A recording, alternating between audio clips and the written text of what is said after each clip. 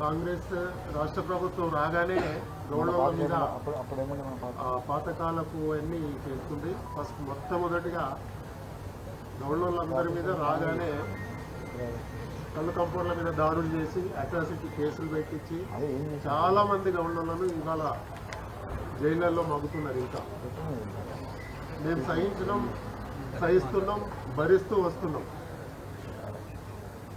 ఎప్పుడైనా ఈ కాంగ్రెస్ ప్రభుత్వం మూల్యం చెల్లించక తప్పదు. ఎంతైనా మా వీపుల మీద కొడితే భరించినాం, సహిస్తూ వస్తున్నాం.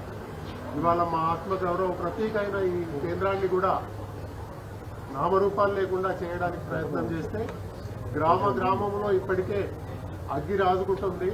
మా వాళ్ళందరినీ కదిలిస్తాం, తీసుకొస్తాం, కూర్చోబెడతాం, మీ ప్రభుత్వం మీద తిరగబడతాం. తప్పకుండా మీరు మూల్యం చెల్లించక తప్పదు. వెంటనే ఈ దురాగతమైన చర్యల్ని మానుకోండి. మా సంక్షేమానికి గత ప్రభుత్వం వేసిన బాటలు ఏవైతే ఉన్నాయో వాటిని మరింత అభివృద్ధి పదంలోకి తీసుకురండి. మా అభివృద్ధికి తోడ్పడండి. తప్పితే ఈ వికృతమైన చేష్టలకు పాల్పడి మమ్మల్ని రెచ్చగొట్టే చర్యలకు కనుక మీరు పూనుకుంటే మీరు చివరగా నష్టపోయేది మీరు, మీ ప్రభుత్వమే నష్టపోతుంది. చాలా సంవత్సరాల తర్వాత మీరు అధికారంలోకి వచ్చారు, దాన్ని నిలబెట్టుకోండి. ఇట్లాంటి చర్యలకు పాల్పడితే మాత్రం ఇప్పటికే గ్రామాలలో చాలా వృత్తులలో మీరు ఆగమని చూస్తున్నారు. ఇక మేము కనుక తలుచుకుంటే అన్ని వృత్తుల్ని ఏకం చేస్తాం.